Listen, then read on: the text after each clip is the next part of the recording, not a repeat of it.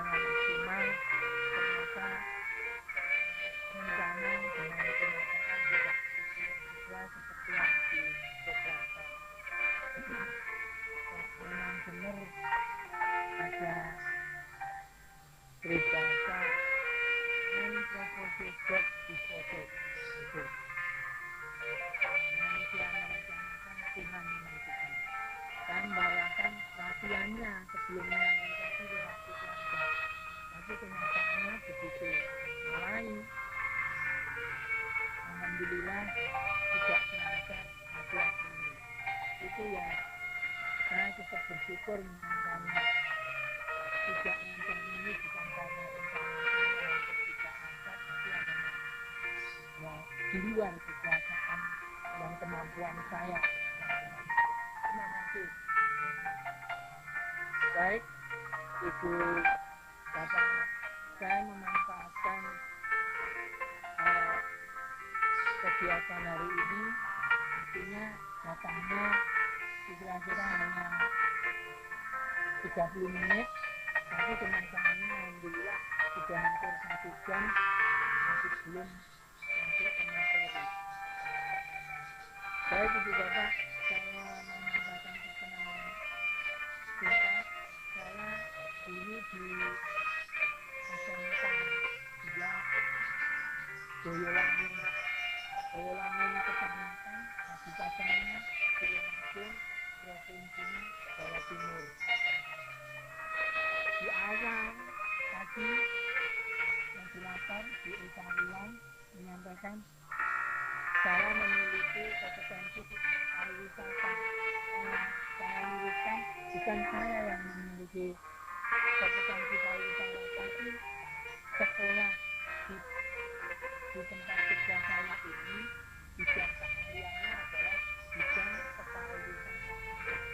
Bidang kepariwisataan itu terdiri dari kompetensi keahlian akomodasi perhotelan, tata boga, tata kecantikan yang memiliki kecantikan kulit dan rambut, dan juga tata busana butik yang berkaitan dengan busana. Nah, saya bertugas sebagai guru mata pelajaran IPA untuk semua program keahlian, jadi di perhotelan, di yoga, di kecantikan, di busana, itu kurikulumnya IPA-nya sama. Terus karena IPA-nya enggak seperti di IPA yang disajikan di SMA, maka di SMK ini disebut sebagai IPA SMK atau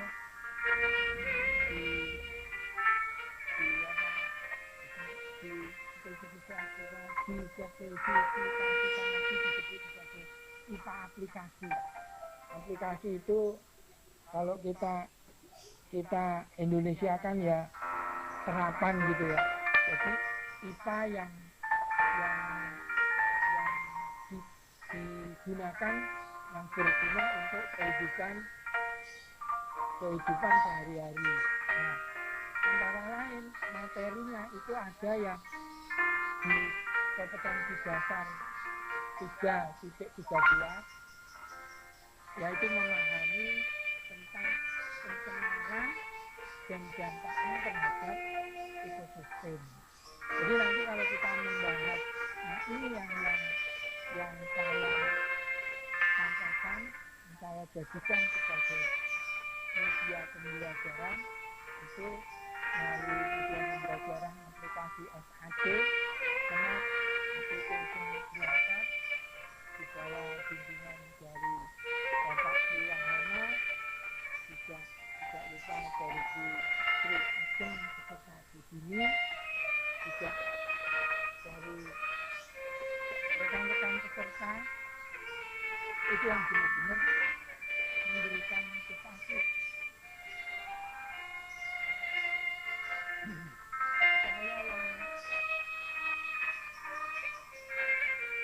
Saya yang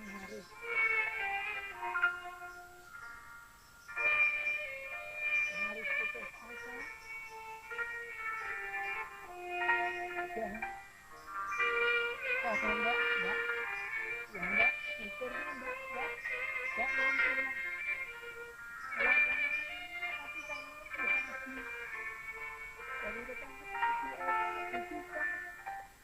kita dari agen itu usaha yang bisa lakukan bisa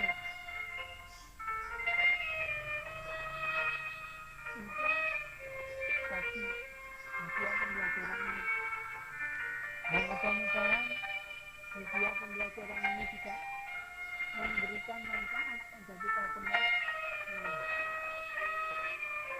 Kembali ke materi, kalau membicarakan pencemaran ini tidak bisa lepas dari yang namanya lingkungan. Terus kalau lingkungan di bidang IPA ini tidak bisa lepas dari yang namanya ekosistem, karena ekosistem sendiri punya definisi ekosistem itu hubungan timbal balik antara komponen-komponen ekosistem dengan lingkungannya, hubungan timbal balik yang seimbang serasi. Nah, inilah yang kita ceritanya kita bahas pencemaran dan dampaknya terhadap ekosistem. Ekosistem sendiri jadi kalau kita uraikan sebenarnya tidak hanya kesimpulan ekosistem ini tidak, tapi ekosistem sendiri berupa penyusun, ada penyusun itu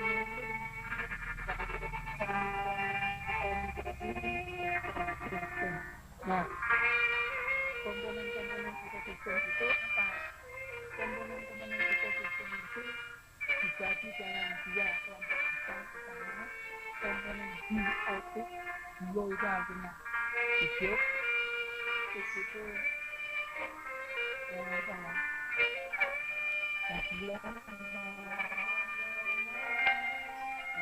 ya komponen itu. Jadi biotik itu adalah komponen yang berupa organisme berupa makhluk hidup.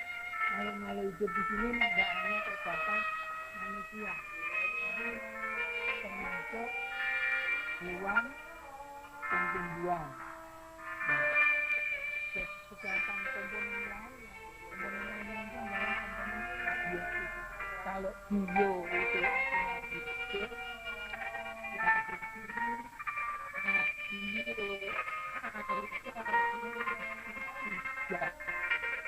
jadi tidak hidup. Apa saja yang termasuk biotik? Komponen biotik itu selain dari manusia, hewan, dan tumbuhan itu. Artinya bisa dikatakan komponen biotik itu ada segala sesuatu yang berada di sekitar makhluk hidup. Seperti kita di ruangan. Di ruangan itu yang bisa kita sebut sebagai ekosistem. Nah, di situ yang disebut lingkungan yang mana? Ya, yang ada di sekitar kita. Lingkungan berarti porsi ya lingkungan itu. Tidak, ya lingkungan yang berada di sekitar kita. Segala sesuatu, termasuk makhluk-makhluk yang berada di sekitar kita itu ya termasuk komponen dari ekosistem. Kalau kita ulangin komponen ekosistem ada lingkungan hidup dan lingkungan tidak hidup.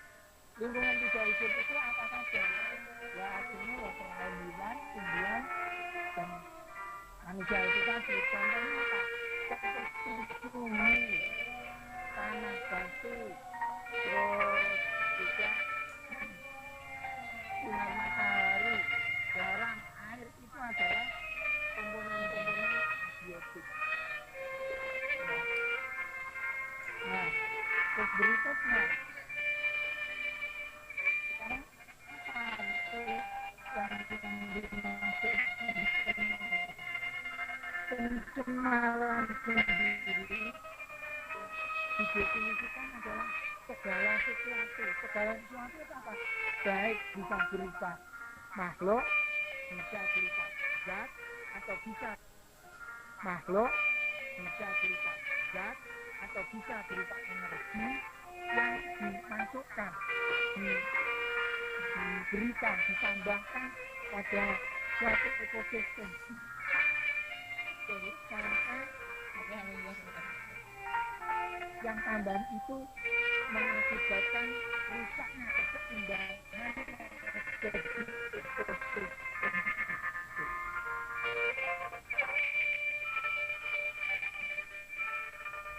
Jadi ekosistem itu langsung dikatakan area atau daerah seperti bumi sendiri.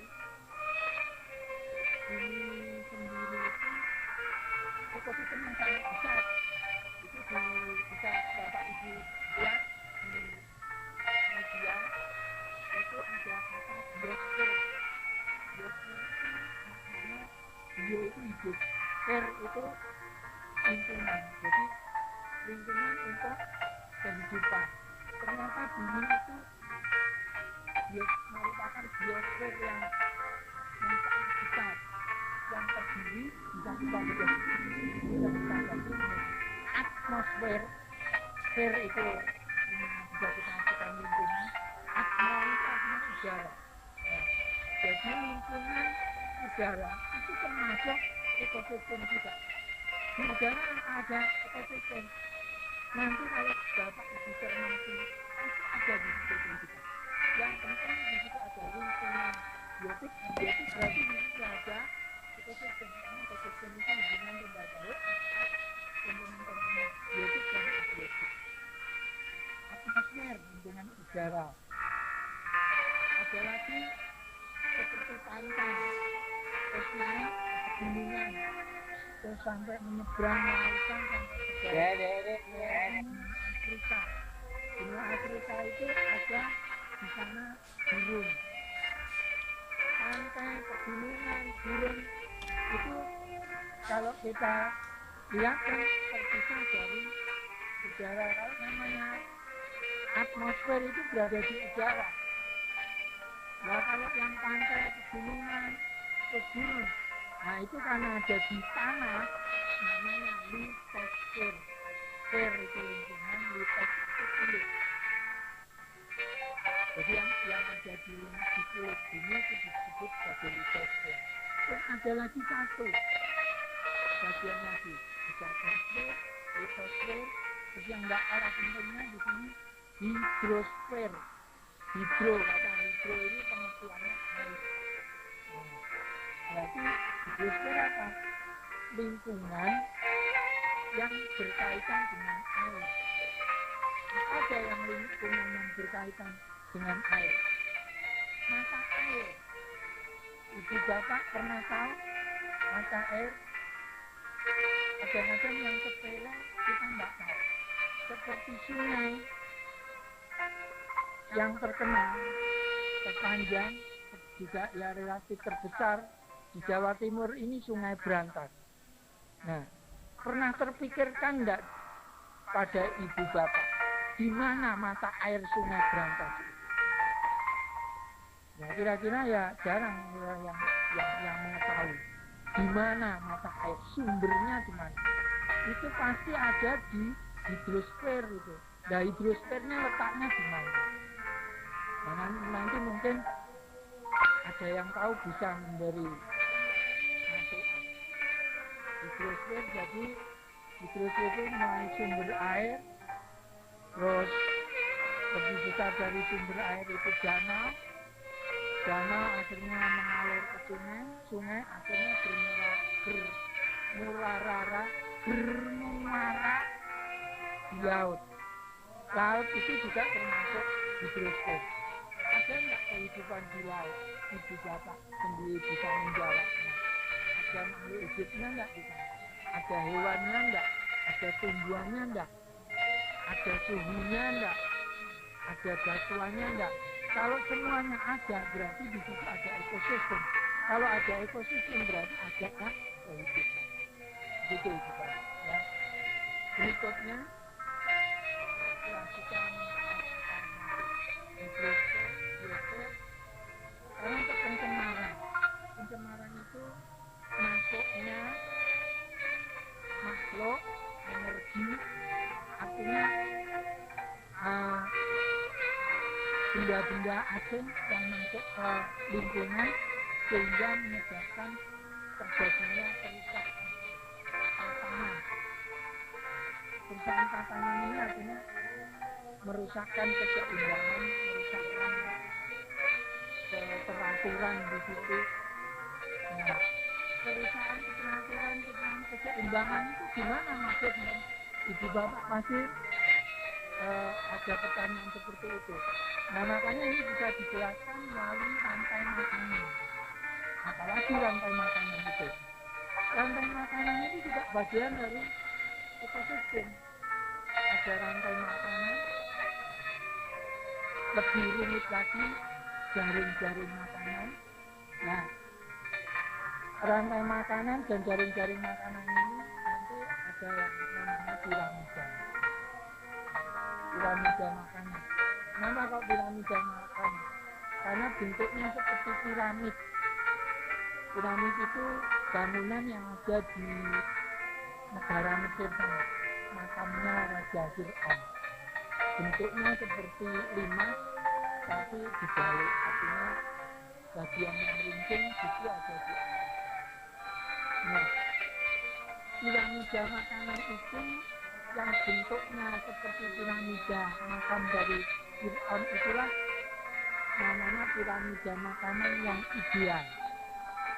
Karena itu bisa kita bagi secara horizontal menjadi 3 bagian: puncak piramida, tengah piramida, dan yang paling dasar adalah yang paling bawah adalah dasar piramida. Sekarang mari kita bayangkan bentuk piramida makam-makam yang ada di Mesir itu. Dasar piramida dengan ujung piramidanya itu kira-kira kalau kita bagi berdasarkan kuantitasnya itu besar mana? Pasti kita akan mengatakan besar dasarnya.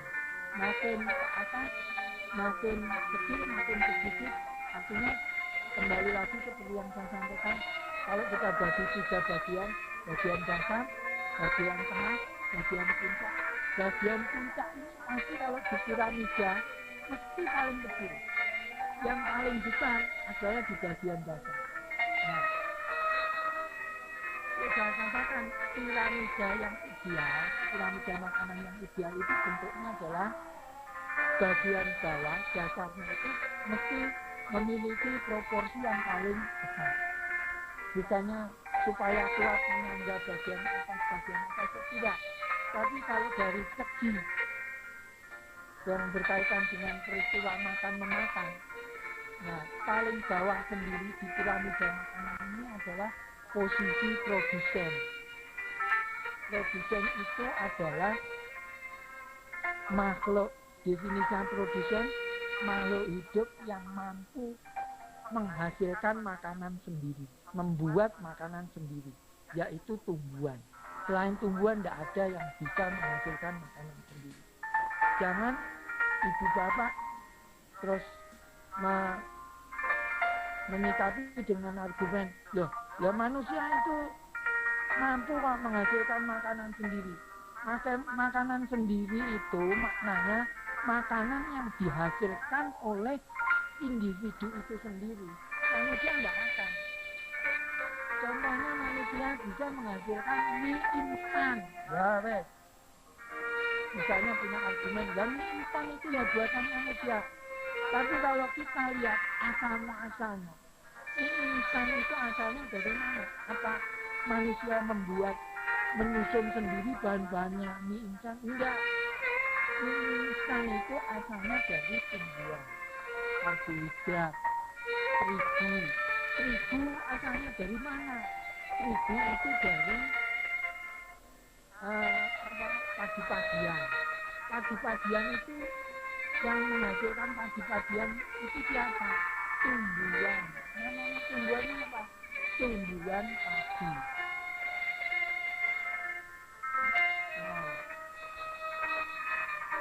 Tumbuhan padi-padian. Biasanya persingkat.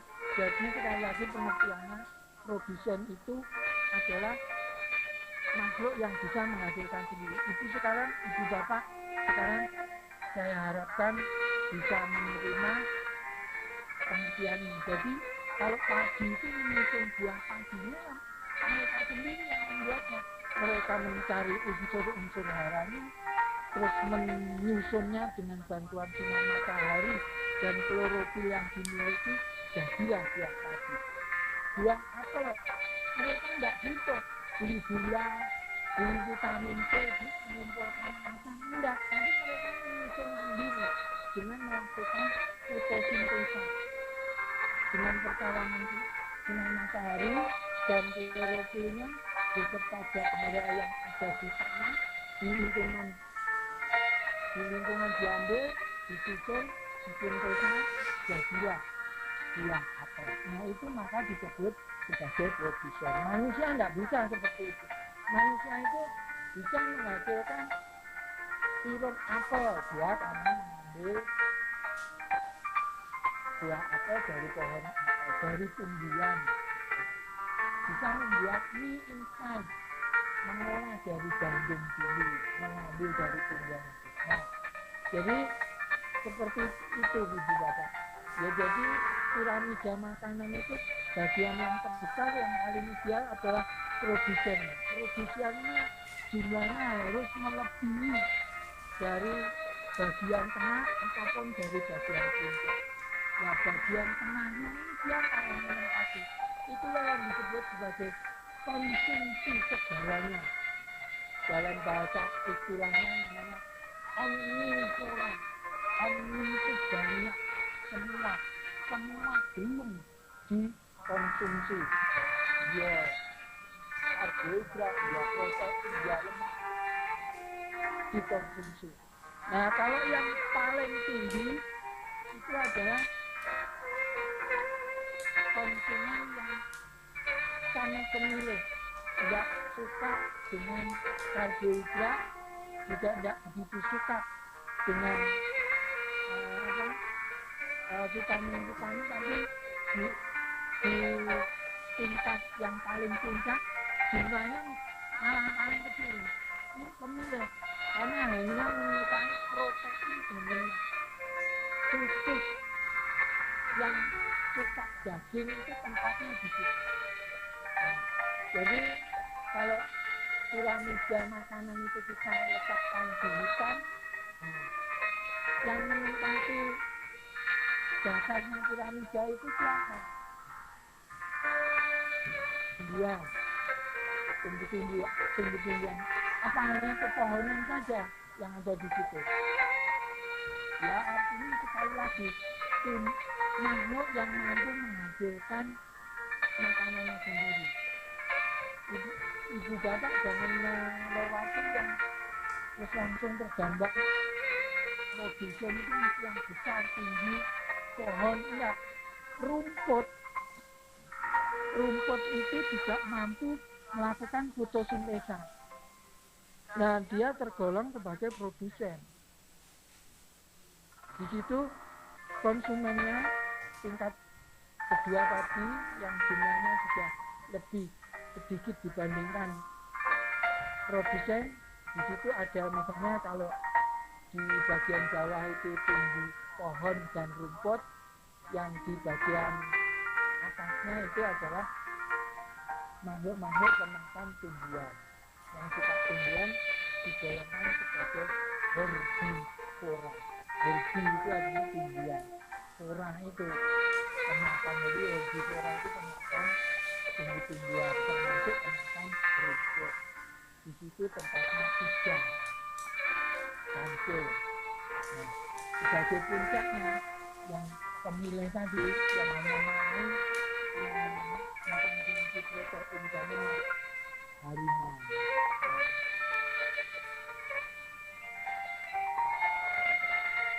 Slide berikutnya ini yang saya sampaikan tadi, pencemaran itu merusak keseimbangan. Seperti Ibu Bapak lihat, contohnya ada di situ sungai yang airnya dia berwarna merah. Mestinya Ibu Bapak tahu artinya itu yang sehat, yang bisa kita konsumsi sebagai air minum, warnanya bisa. Maksudnya ibu bapak juga masih ingat dulu air untuk minum itu mempunyai jernih, tidak berbau, tidak berasa. Terus nanti kalau ada air sampai berwarna merah seperti ini dan juga ini ada aroma yang kurang nggak bisa kita konsumsi lagi. Nah di sini yang dimaksud merusak keseimbangan. Jadi yang asalnya sungai itu bisa kita manfaatkan, bisa dipakai juga kelangsungan hidup, akhirnya rusak dan tidak seimbang, tidak bisa dipakai lagi. Nah orang-orang akan mengalami kesulitan. Itu contoh dari dampak pencemaran air. Terus dampak pencemaran udara, gambar di sebelah kanannya itu bukan karena kabut itu Bapak. Itu disebabkan adalah partikel-partikel debu yang mengenai atmosfer lingkungan udara. Partikel-partikel debu itu apa? Pertama-tama ya logam-logam yang berasal dari pembakaran bahan bakar minyak atau batu bara. Itu akan menghasilkan partikel-partikel seperti itu. Partikel itu enggak kelihatan tapi ada. Contoh bisa ibu bapak buktikan. Misalnya di ruangan kita ini ada yang membuka sebotol minyak kayu putih atau membuka parfum, menyemprotkan parfum. Nanti kita akan segera meresponnya dengan ini kok baunya seperti minyak kayu putih. Nah, sebenarnya yang sampai kita bisa mengenali, oh ini bau minyak kayu putih, oh ini bau malam, oh ini bau sedap malam, itu adalah partikel-partikel dari benda-benda tersebut yang masuk ke saraf penciuman kita. Karena saraf penciuman kita mengenai bau seperti ini adalah bau minyak kayu putih. Mohon maaf Pak Jules, 5 menit lagi ya. 5 menit lagi, oh enggak. Ya terima kasih. Alhamdulillah. Saya juga sudah nafas saya. Terima kasih Bu. Sekarang kita langsung ke evaluasi ya. Mudah-mudahan apa yang saya sampaikan nanti ada manfaatnya ya. Di sini kita lihat ada hasilnya apa enggak, bisa kita lihat. Nomor 1, ini ada 4 evaluasi aja, enggak usah banyak-banyak. 1 poin berarti 25, maksimal mendapat sempurna 100. Penggunaan insektisida dan pemupukan yang berlebihan dapat menyebabkan polusi. Nah, ini coba saya minta jawabannya. Nanti kan saya mesti mendapat pertanyaan. Dan sebelum saya mendapat pertanyaan, sekarang para hadirin coba saya nanti pertanyaan. Saya itu ngarep-ngarep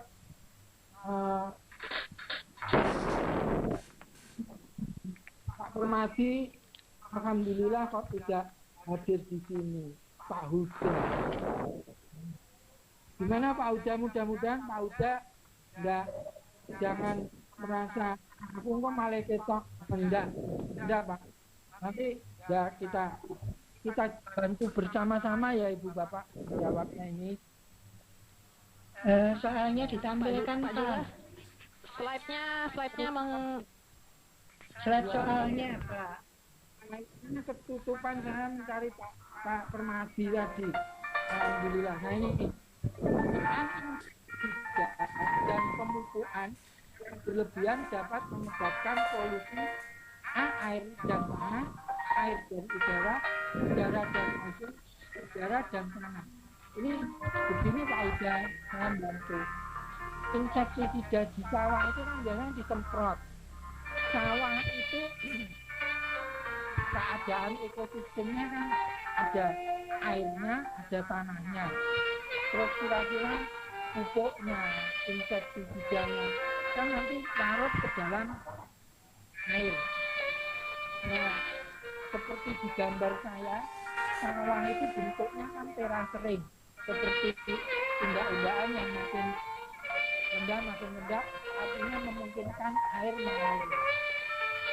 Sawah yang dipupuk dari atas mengandung pupuk, mengandung insektisida, airnya kan akan mengalir ke sawah yang lebih bawah, terakhir masuk yang paling bawah itu nanti akhirnya airnya masuk kemana? Kan ke saluran air. Nah, saluran air itu nanti akan mengalir menuju ke muara.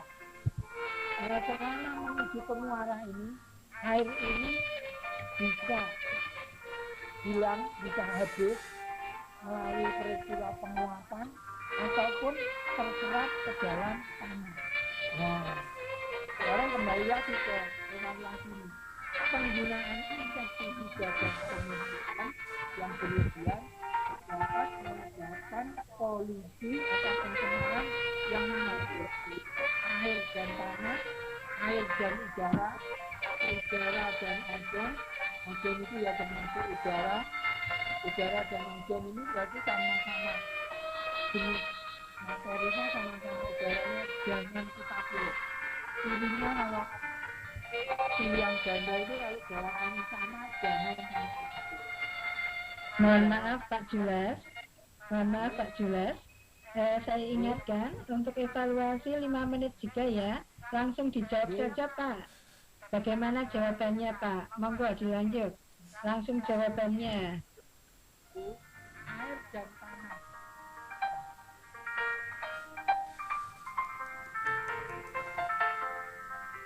Nomor 2, coba Bu Giri, saya minta tolong Bu Giri. Salah satu contoh dari komponen biotik pada ekosistem yaitu unsur besi, air, gas oksigen, rumput, atau angin Bu Giri. Caranya biotik itu ada oksigennya hidup, yang hidup di sini pasti hanya rumput, kita pilih yang B. Betul. Ya. 50. Ya. Karena keterbatasan waktu, evaluasi bisa dipercepat Pak. Tidak terjadinya penumpukan jenazah di lahan pemakaman umum ini disebabkan adanya peran.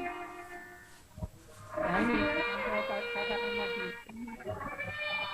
Jamur apa namanya? Penyebabnya yang paling tepat adalah detritivita. Karena detritivita ini menguraikan bagian-bagian dari makhluk hidup, entah itu daging, tulang, rambut dan seterusnya. Jadi jawabannya detritivita.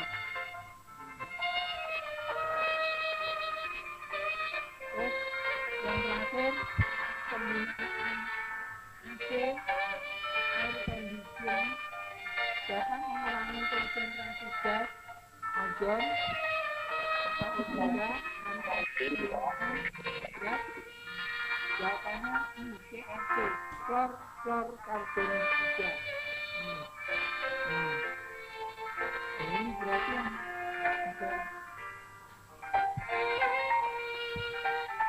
Nah ini poin yang kita dapatkan adalah 75, berarti ada satu yang belajar ya.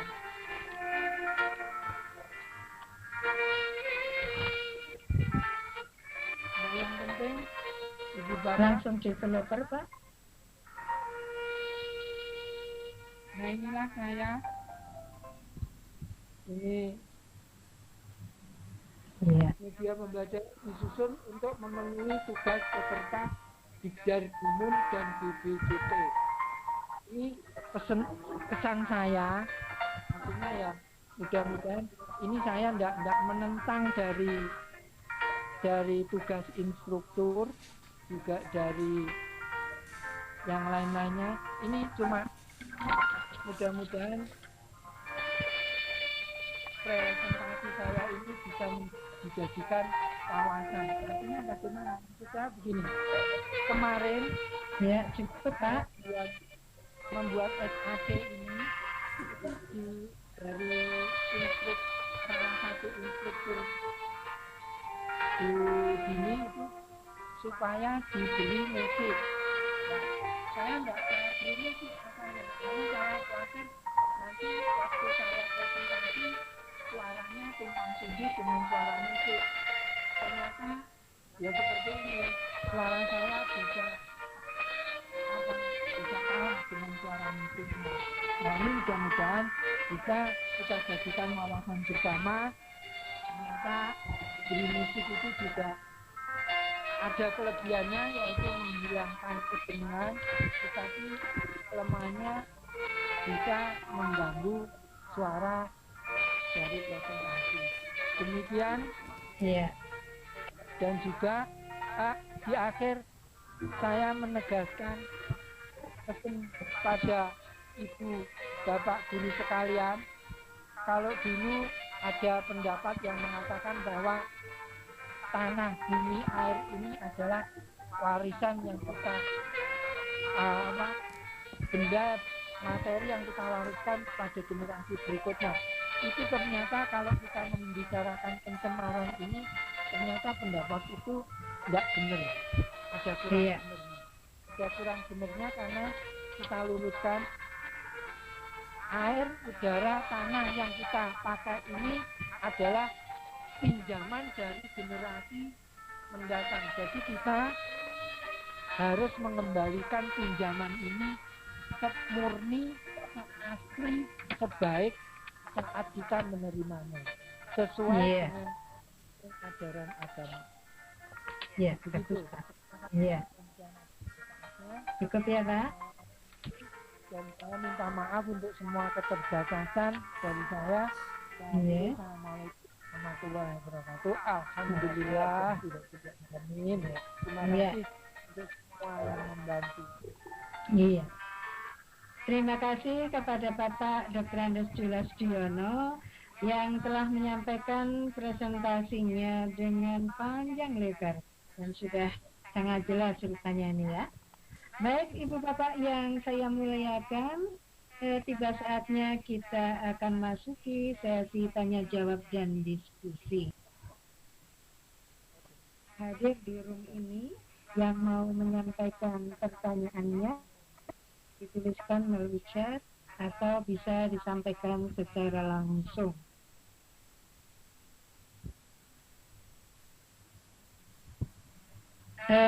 Bapak Julas Diono masih bisa mendengar suara saya? Oke. Rupanya kok sampai saat ini tidak ada yang mengajukan pertanyaan ini di dalam chat. Kita tunggu sebentar ya. Ya, mungkin sudah jelas ya. Mungkin penjelasan dari Pak Julas Diono sudah sangat jelas sehingga tidak ada pertanyaan. Alhamdulillah. Ya. Terima kasih Ibu Bapak semua. Baik. Semoga terus sehat. Semangat. Baik. Demikian ya tadi presentasi dari Bapak Julas Diono dari SMK Negeri 2 Boyolangu, Kabupaten Tulungagung, Jawa Timur. Semoga penjelasan yang baru saja kita dengar tadi bermanfaat bagi kita dan secara khusus bagi peserta didik di SMK. Sebelum saya serahkan kembali kepada Ibu Wiwin Darmanti MPD selaku host, saya Eva Ratih Wulan yang bertugas sebagai moderator di sini Mohon maaf bila ada tutur kata saya yang kurang berkenan di hati dan kurang sopan. Terima kasih. Waktu selanjutnya saya kembalikan kepada Ibu Wiwin selaku host. Monggo Bu Wiwin. Terima kasih Ibu Eva Ratihulan atas kesediaannya menjadi moderator pada sore hari ini. Terima kasih kepada Bapak Julas Jono atas presentasinya pada sore hari ini. Dan terima kasih juga kepada Bapak Ibu yang setia bersama kami di Vicon pada sore hari ini. Kepada Ibu Dini dan Ibu Sri, instruktur yang sangat kami cintai, terima kasih atas bimbingan dan arahannya. Bapak dan Ibu, saya selaku host juga mohon maaf yang sebesar-besarnya jika ada kesalahan yang tidak kami sengaja. Sampai jumpa pada Vicon berikutnya Bapak dan Ibu. Selamat sore, terima kasih. Assalamualaikum warahmatullahi wabarakatuh.